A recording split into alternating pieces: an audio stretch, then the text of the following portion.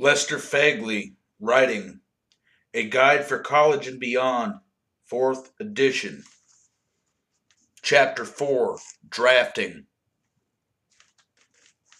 Drafting is easier when you think ahead with strategies in mind for writing.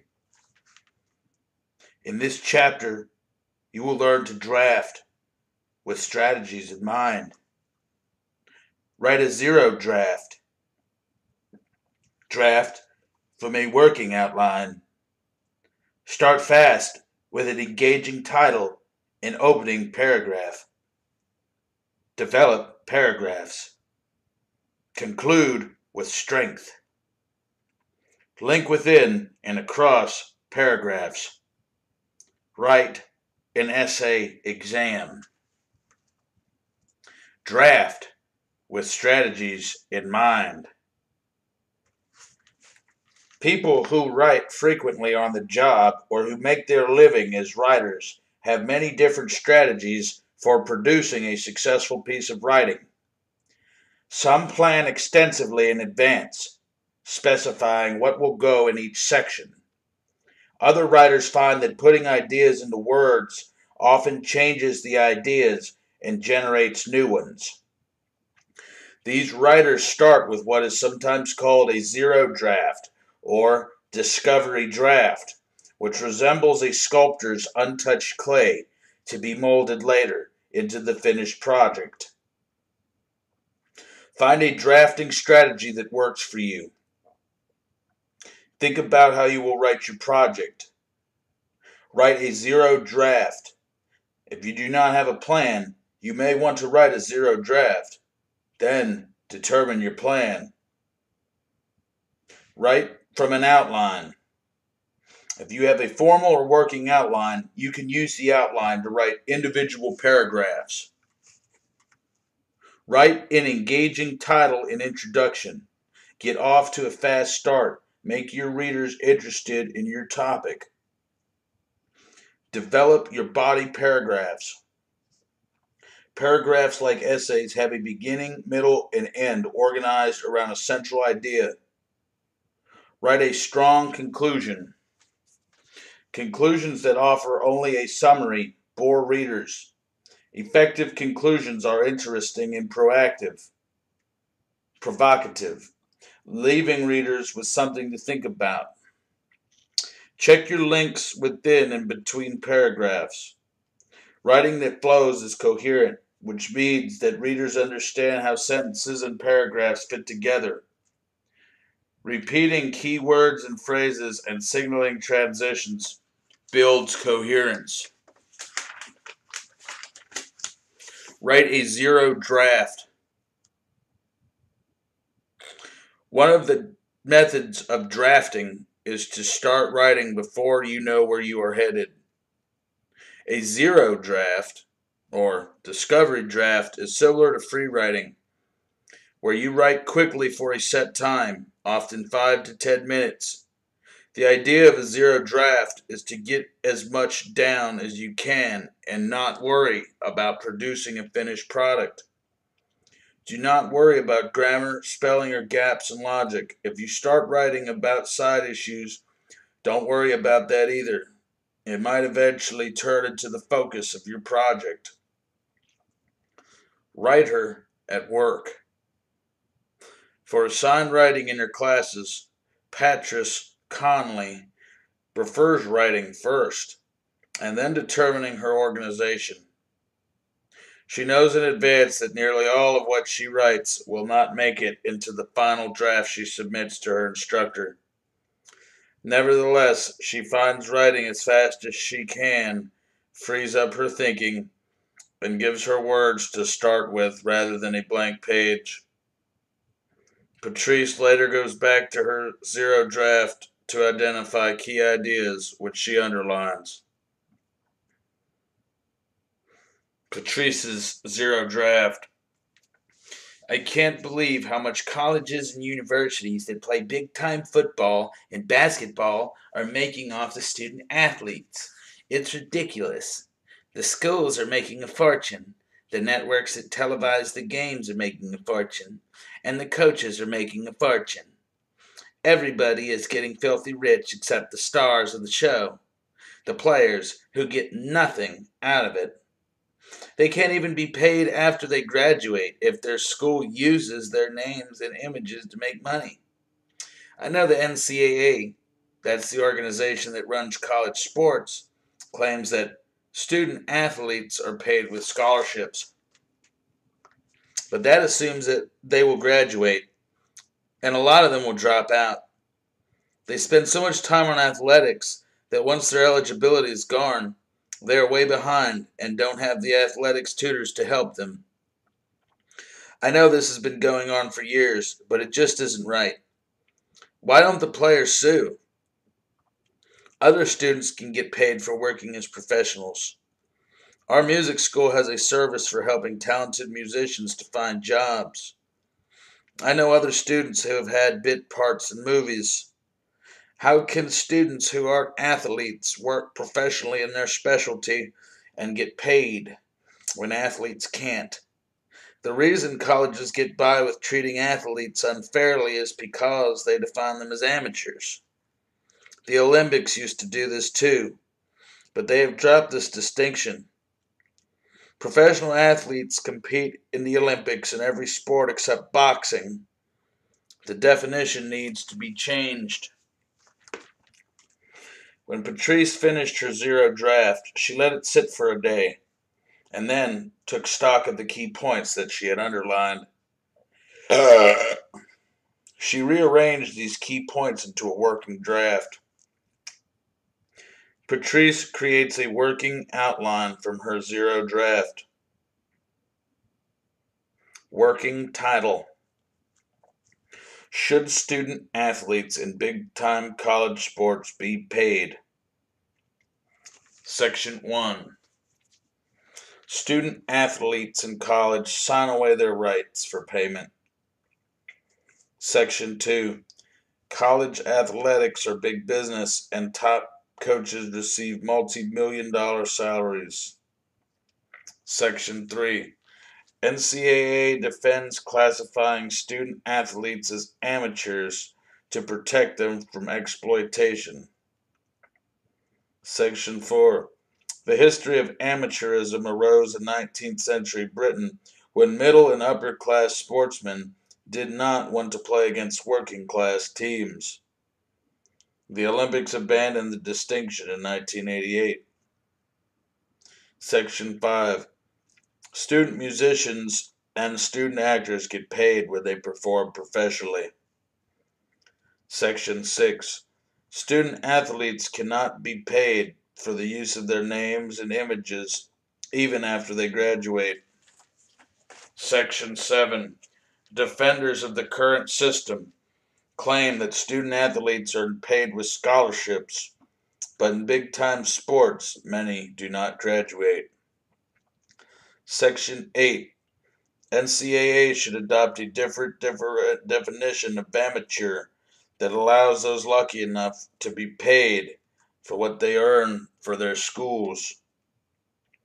Right now, your drafting strategies. Think about 2 or 3 pieces of writing you have done for school or work recently. What method did you use? Did you make an outline or a visual plan, or did you start writing? Write a paragraph for each piece of writing about your writing process. What was easy for you? What was most difficult? Draft from a working outline. Writers who like to lay out sections in advance of writing use formal or working outlines. These advanced planners know where they are heading when they start typing sentences. One issue to consider: where to place the thesis for the project. You may have been told at some point that your thesis should be the last sentence in the first paragraph. In some kinds of writing, especially arguments, the organization builds towards a thesis. which may come as late as the conclusion. Nonetheless, the opening paragraph should clearly indicate your topic and where you are headed. The working outline on the risks of nanotechnology describes potential risks before presenting the thesis in the final paragraph. Title: Managing the risks of nanotechnology while reaping the rewards. Section 1. Begin by defining nanotechnology, manipulating particles between 1 and 100 nanometer. Nanometer is a billionth of a meter. Describe the rapid spread of nanotechnology in consumer products, including clothing, food, sports equipment, medicines, electronics, and cars. State projection of 15% of global manufactured goods containing nanotechnology in 2014, but is it safe? Section 2. Most Americans know nothing about nanotechnology. Companies have stopped advertising their products that contain nanotechnology because of fear of potential lawsuits. Asbestos, once thought safe, is now thought to be toxic and has cost companies $250 billion in lawsuits in the United States alone. Section 3. Relatively little research has been done on the safety of nanotechnology. No testing is required for new products because the materials are so common. But materials behave differently at the nanoscale. Example: aluminum normally inert but combustible at nanoscale. Section 4. Nanoparticles are highly mobile and can cross the blood-brain barrier and through the placenta. They are toxic in the brains of fish and may collect in the lungs. Section 5. Urge that the federal government develop a master plan for identifying and reducing potential risks of nanotechnology and provide sufficient funding to carry out the plan. The federal government needs to create a master plan for risk research and to increase spending at least tenfold to ensure sufficient funding to carry out the plan. The working thesis is stated as the conclusion. Use your working outline to write paragraphs. Using a working outline to guide a writing project requires you to decide how you convert sections into paragraphs. Some sections might translate into a single paragraph. Other sections might require 2 or more paragraphs. For example, the first section of the working outline on the opposite page might be the first paragraph. Construct effective paragraphs. For each paragraph, you will need either to identify the main idea or write a topic sentence. Paragraphs are organized much like essays, with an introduction, a body, and a conclusion. The topic sentence is often the first sentence and serves as the introduction. The body expands the main idea of the paragraph. The conclusion either reinforces the main point or it provides a bridge to what follows in the next paragraph and beyond. Opening paragraphs need to do more than provide information about the topic. They need either to include the thesis statement or they need to cue the reader to where the project is headed. In this case, the writer poses a question. This opening paragraph develops section 1 of the working outline. Managing the risks of nanotechnology while reaping the rewards. Topic sentence.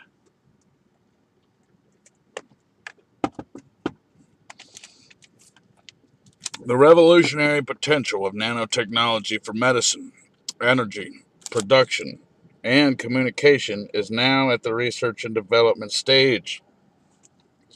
But the future has arrived in consumer products.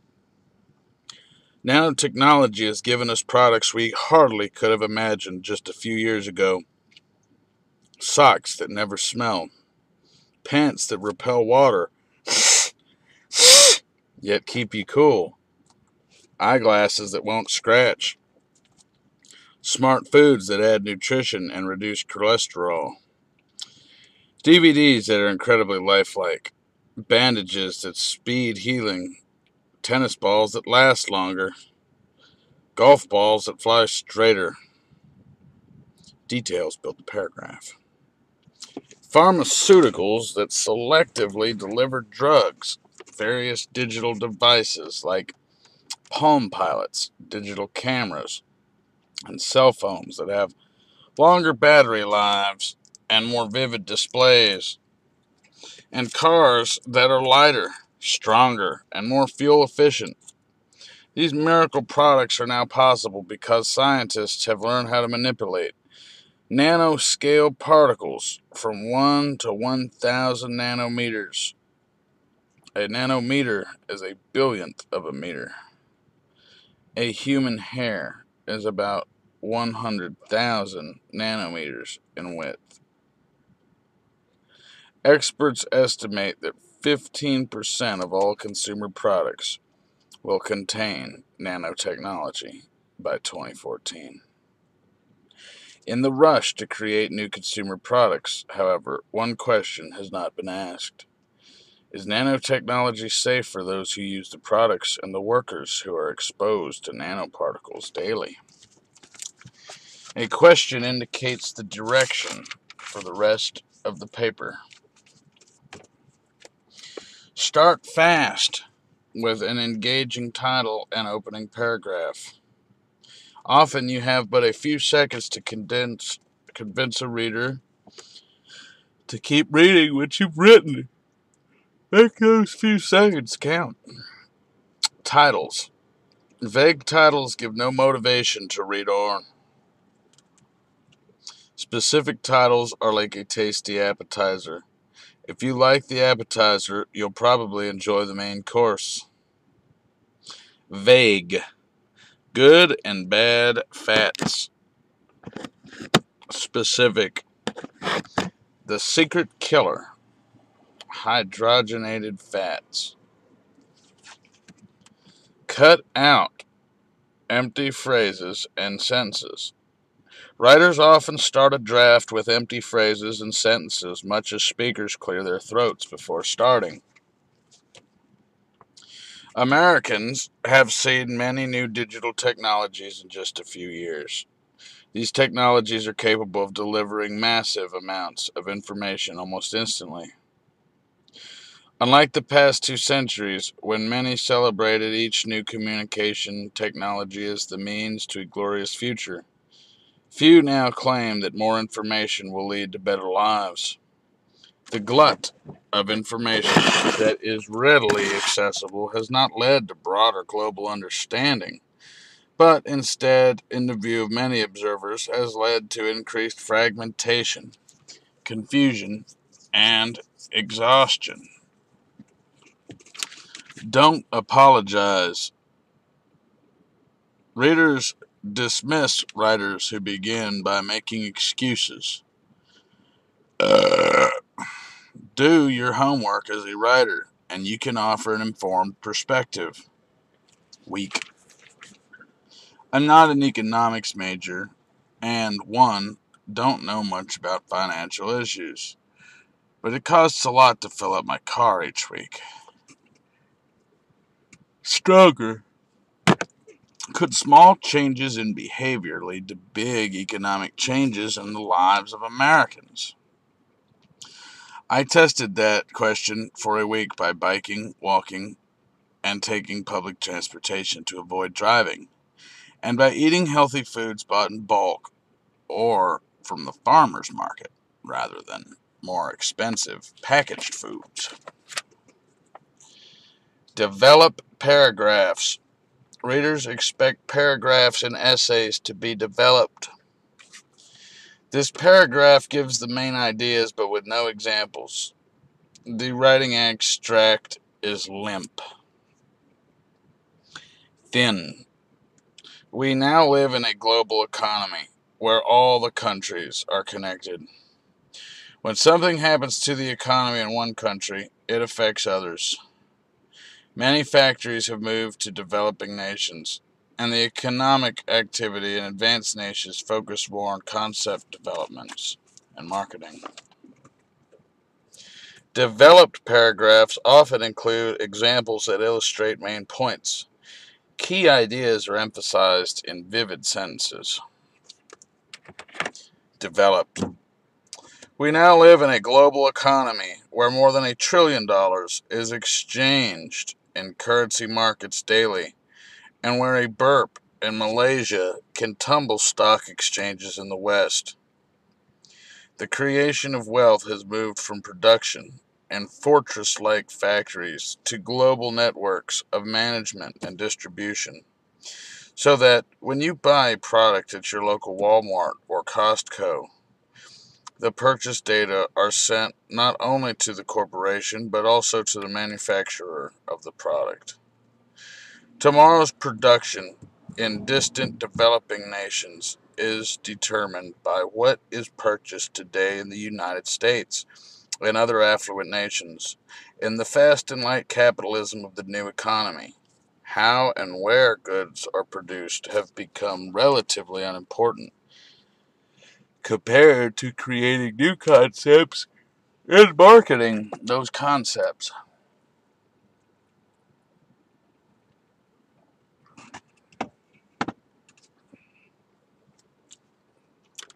Pay attention to paragraphs when you revise.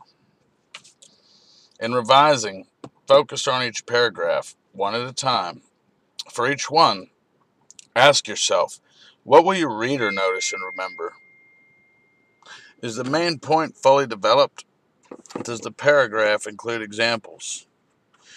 Are key ideas emphasized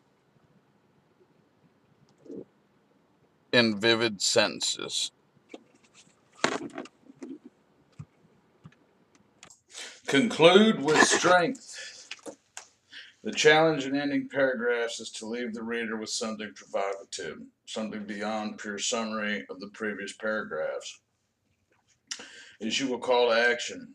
Although ecological problems in Russia seem distant, students like you and me can help protect the snow leopard by joining the World Wildlife Fund campaign. Make a recommendation. Russia's creditors would be wise to sign on the World Wildlife Fund's proposal to relieve some of the country's debt in order to protect the snow leopard habitat. After all, if Russia is going to be economically viable, it needs to be ecologically healthy. Give an example that illustrates the key point. Poachers are so uncowed by authorities that they even tried to sell a leopard skin to a reporter researching a story on endangered species. Speculate about the future. Unless Nepali and Chinese officials devote more researches to snow leopard preservation, these beautiful animals will be gone in a few years.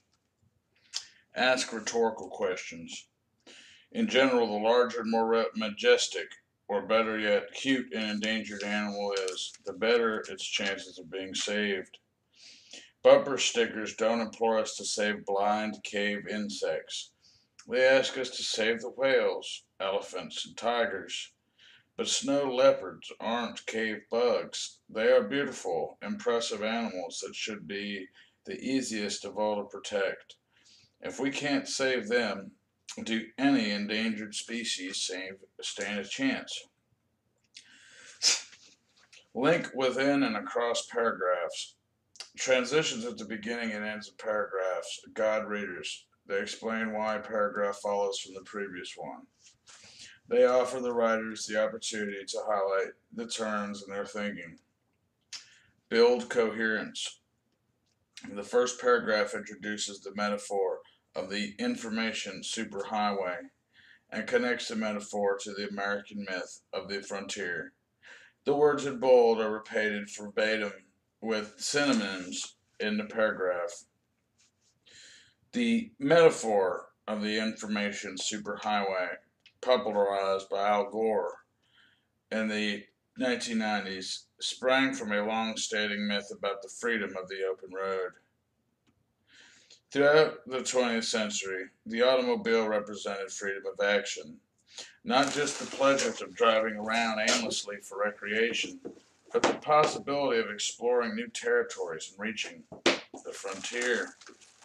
When talking about the internet, both Republicans and Democrats in the 1990s invoked the idealized highway in the American imagination, the highway that leads to the frontier. The second paragraph begins with the frontier and examines how roads are also tied to ideas of free market and economy.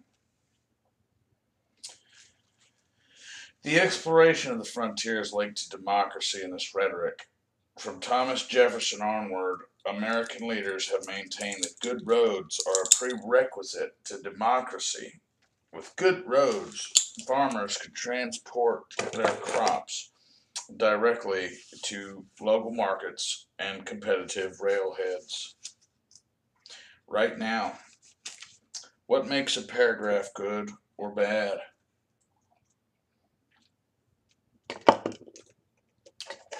Find examples of well written paragraphs and poorly written paragraphs in print or on the web using the criteria covered in this chapter. Look for examples of opening and concluding paragraphs as well as body paragraphs. What makes the examples good or well written? Likewise, what makes the paragraphs bad or poorly written? Revise one of the bad examples to improve it. Write an essay exam. Like any writing task, writing essay exams is a learned skill. Practice and careful preparation are your keys to success. Preparing for the examination. Use common sense before an essay exam. Get a good night's sleep. Don't wait until the last minute to study. Be prepared. 1. Learn what to expect. Ask the instructor about the exam format. How much time will you have? How many study points will each question be worth? Study early and often. Review your notes and assign readings to determine the major concepts and terms being tested. Practice explaining, applying, and analyzing them. Think about how the texts or concepts relate to one another. 3. Anticipate possible questions. Generate essay questions you think might appear on an exam and outline possible responses. 4. Make a plan. Have a plan for budgeting your time and approaching the questions. You may want to tackle questions worth the most points. First, allow time to plan, revise, and proofread, in addition to actually writing the essay. Writing a successful exam. After, be prepared. The best piece of advice for writing essay examinations is don't panic. It's easy to feel pressure as you hear the clock ticking away during an exam. Although the time is limited, don't forsake the writing process during an essay exam. Understand the question. Take the time to read the question carefully. Underline important words or phrases. If the question asks you to address more than one issue, number them. Be on the lookout for prompting words which tell you what kind of essay the instructor wants. Analyze. Analyze the good and the bad effects of requiring students to take mandatory standardized tests to graduate from high school. Make an original argument that seeks to illuminate some aspect of the issue at hand for the reader. Will students be better educated if they pass a test at the end of high school? Or will they be less well educated because teachers will be forced to teach what's on the test and neglect other essential knowledge. Assess or evaluate. The President's long-standing rationale for recommending most favored nation status for trade relations with China is that our openness encourages human rights reforms in China. Assess whether China's MFN status since 2001 has been a success on those grounds. Make a judgment based on well-supported reasons. For example, has China's human rights record improved with the increased trade with the United States? Compare, contrast. Compare Jamaica's Kincaid's relationship with her mother and Annie John with Amy Tan's relationship with her mother in the Joy Luck Club.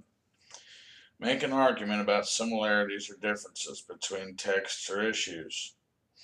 A compare and contrast issue should not simply describe similarities or differences. It should argue for what can be learned by comparing the two books.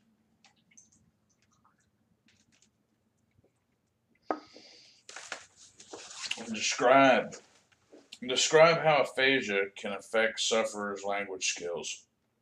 Describe questions usually ask you to present relevant material from the course readings and lectures. Discuss. Discuss Giotto's reputation as a transitional figure between medieval and Renaissance painting. Make a specific and manageable argument with plenty of detail. Since discuss can be a vague prompting word, ask your instructor if you need clarification. Explain. Explain why we would die of thirst if we only drank salt water. Take on the role of teacher. Your goal is to make the reader understand a concept. Begin by breaking the subject down into categories or steps. Carefully detail and illustrate those categories or steps. Use the terms covered in the course where appropriate. Explore. Explore the environmental risks of offshore drilling. Like discuss questions. Explore questions tend to be vague. Develop a focused argument. Avoid the temptation to respond with an equally vague thesis. Offshore drilling has minimal environment risks if done correctly. Plan your essay. After you read the essay question, take a few minutes to sketch an outline of your answer. Decide what an argument you want to make. Break the argument into manageable chunks, logical steps, or categories. Note the examples you want to analyze in order to illustrate each chunk of the argument. Write the essay. An essay exam is not the place to be subtle. Your instructor probably won't have time to hunt for your argument. Highlight your argument clearly towards the beginning of the essay and map out the upcoming paragraphs. Use strong transitions between paragraphs. Relate the point of each paragraph clearly to the larger argument. Offer examples to prove your point, and remember, examples aren't self-explanatory. Analyze your examples to support your argument. Then write a conclusion that once again emphasizes the argument and the steps you took to prove it. Revise and proofread. While your instructor won't expect essay exam answers to be as polished as other things of writing, your prose still affects your credibility. Reserve time at the end of the exam period to revise your essay, expanding on explanations, adding any examples that strengthen your argument, and clarifying muddled sentences. Then read the essay for errors in spelling, punctuation, and grammar.